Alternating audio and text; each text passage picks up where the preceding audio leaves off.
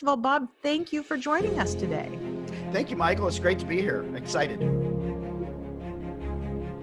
So I am a CPA. I founded an accounting firm 20 years ago, and I was supposed to go to law school, met a bunch of lawyers and decided I didn't want to do that, and got into accounting because it was an easy A, and not something that I said, oh, I can't wait to do numbers. It was just something that came to me. I don't think it would have been an easy A for me, but go on. So I started working with people and taxes and all that good stuff. At the same time, financially not doing so well myself. You know, I was great at helping everybody else, not so great at helping myself. Mm-hmm. And so what happened is I was doing the business and sort of becoming a financial therapist to other people as I was doing their taxes, doing my own self-exploration. And a lot of my friends are comics. I'm CFO at the world famous Comedy Store, and a lot of comics are broke. And I started having this conversation and realized, gosh, so many people feel alone in their financial struggles. And so many people carry shame around it, that they didn't get the download, that they're the only ones. And so I started writing this book, and I developed the Money Nerve as a resource center and a place to start having conversations, difficult conversations around money, and really looking to help empower people and take away empowerment on being able to have control of their finances. And so I wrote the book. I host 3 podcasts that are Funny Money, Money You Should Ask, The Money Nerve, anywhere I can have conversations around money and finances to help people find their money blocks, money beliefs, and exploring life choice. What happened for me was I was starting to realize all the things that I was doing that were emotional choices and beliefs and decisions I'd made early on in my life. And I knew I wasn't fully walking the talk, even though I could talk the talk really well. And I could give people really great advice. But I also noticed 2 things. One, a lot of my clients would do exactly the opposite of really sound advice because of beliefs that they had. And so I realized until I understood where they were coming from emotionally, I couldn't really help them practically. Yeah. And so that was one thing. And then again, I work with a lot of comics, a lot of my friends are comics. I did a lot of comedy. I still do some. And one of my friends came in and she was crying. She had just seen her family. They're all doctors, and everybody, her dad was a doctor, her sister's a doctor, her brother's a doctor. She's like, I'm such a failure. I'm the only one in the world that didn't get the financial download. I'm a loser. I chose creativity. And I said, Sean, you're not the only one. And most of the people in the room probably have it worse than you do. They're just presenting really well. And if you actually knew their stories, you wouldn't want them. And she said, what? I'm not the only one. And I think that from doing workshops, that was the biggest takeaway, whether it was a 1 weekend or a 10-week workshop. At the end, people would say, I thought I was the only one.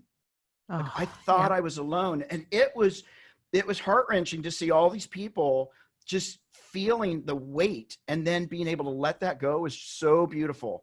And I decided I wanted to write this book to start to tell people, hey, guess what? You're not alone. We've got to have these difficult conversations, and let's start looking at this stuff. There's nothing to be ashamed of. Let's all start wherever we need to start, and let's start having these conversations. So the first thing I do is I really try to get people to start to become aware of their undervoice. That voice where people say, I want success, but you don't deserve it, right? That's the voice I'm trying to capture, because that's the voice that is secretly guiding us. Outwardly, we're saying, I want to have success. I want to have this. I want to have that. And inside, I'm a fraud. I'm not worthy. I'm not lovable. And so once I can get them to catch that and to start listening to their specific words, I'm so broke. And I maybe reframe it as, cash flow is tight right now.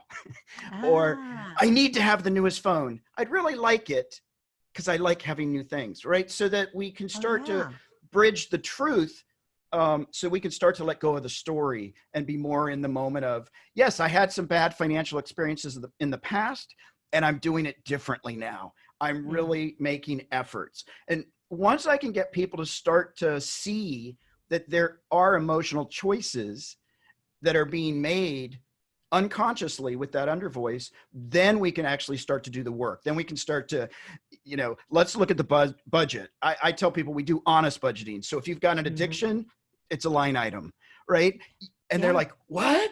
I'm like, if I don't know you're spending $500 a month on a purse or alcohol, then we're going to wonder why we come up short. So we got to get honest, and we're not going to judge it. We're just going to get really curious.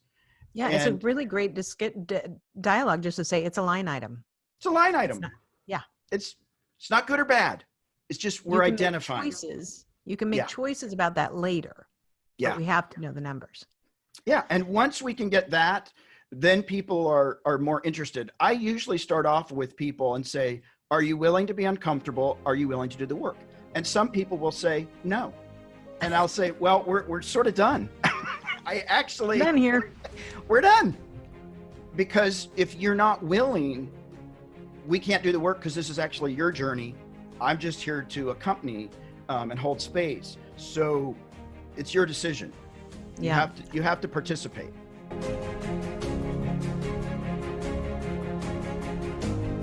When you're in a relationship, transparency about money is so important, because if you're hiding stuff about your finances, what else are you hiding? Where else are you not showing up in the relationship? And so many people that I work with, especially couples, think that when I say, let's talk about money, I'm saying, let's have a fight, right? Let's have an argument. And then I have to remind them that I think my belief is that they're both on the same team, right? And then they're like, what? Yeah, so let's actually not try to be right. Let's try to actually work together.